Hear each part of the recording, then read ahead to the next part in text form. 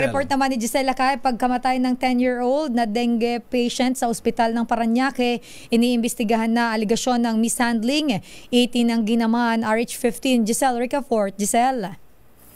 Sister L, Lakay, iniimbestigahan na ng lokal na pamahalaan ang pagkamatay ng isang 10 taong gulang na pasyente ng dengue sa ospital ng Parañaque o Osparwan.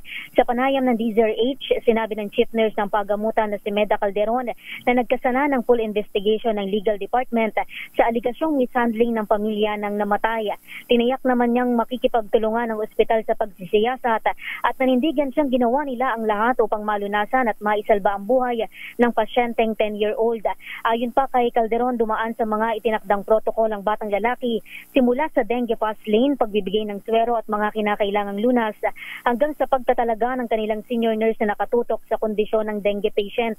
Ibinahagi ng chief nurse na 4 na araw na rin may lagnatang bata bago dalhin sa kanilang ospital at biglang lumala lamang yung kondisyon makalipas ang 2 araw, kaya tinitingnan nila ang posibleng medical history pa ng paslit. Kaiba rin sa claim ng pamilya, sinabi ni Calderon na hindi nag-seizure ang bata sa ospital. Nilinaw niya rin na walang balak magdemanda ang OSPAR gaya ng social media post ng tita ng bata dahil naiintindihan niya nila ang sakit na pinagdadaanan ng pamilya na nagtulak sa kanilang mag-post online. Kung sakali man anya nagkasuhan sila ng pamilya, nakahandang humarap sa korte ang ospital. O narito, nag-viral ang post ng tita ng bata na si Sunshine Makalalad ukol sa umano'y hindi maayos na pag-manage ng OSPAR 1 sa lagay ng pamangkin niyang si Cloud na nagresulta sa pagkamatay nito noong January 24. Makalika o malakas pa niya ang kanyang pamangkin ng dalhin sa pagamutan.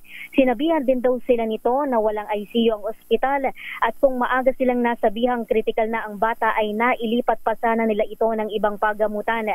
Sagot naman ng ospital, pang-adult lang daw yung kanilang ICU dahil ginagawa pa ang pambata at ang bulang lumabas sa bibig ng pasyente ay excretion ng ito ay CPR. Ito si Giselle Ricafort para sa DZRH, una sa Pilipinas, una sa Pilipino.